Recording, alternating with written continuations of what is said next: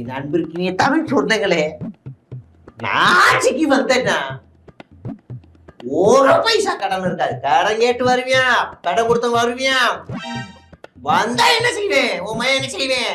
ஏய், கடனை வாங்கினா அந்த இருக்கேன் அமைச்சர், அவங்க வீட்டுக்கு போ, அங்க போய் கேட்கறது என்ன அப்படின்னு அனுப்பி விடுவேன்.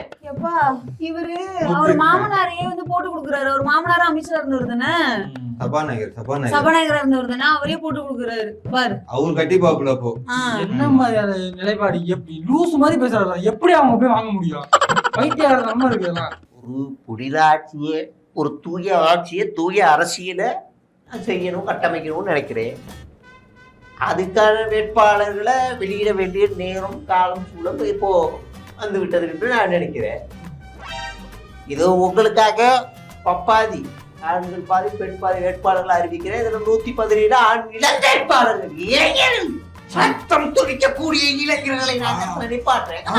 அங்க போற அண்ணன் கிளாஸ்மேட் எல்லாருமே என்ன பையன் கையடிக்காமலே வந்துக்கிறாங்க. 60 வயசுக்கு மேல அண்ணன் கிளாஸ்மேட் போல இருக்கு, இளைஞர்னு பேசிட்டு இருக்காங்க. கொதிச்சு எழுந்தேன் போவாங்க.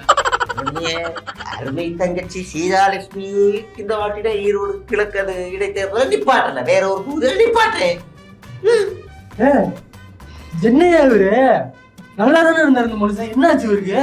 போன இடைத்தேர்தல்ல அந்த அம்மா நின்றுச்சு, டெபாசிட் க்ளோஸ்ல போயிட்டு தோத்துச்சு. அப்படியா பட்டவங்கள திருப்பி வேற தொகுதியில நிக்க வைக்கலாமா?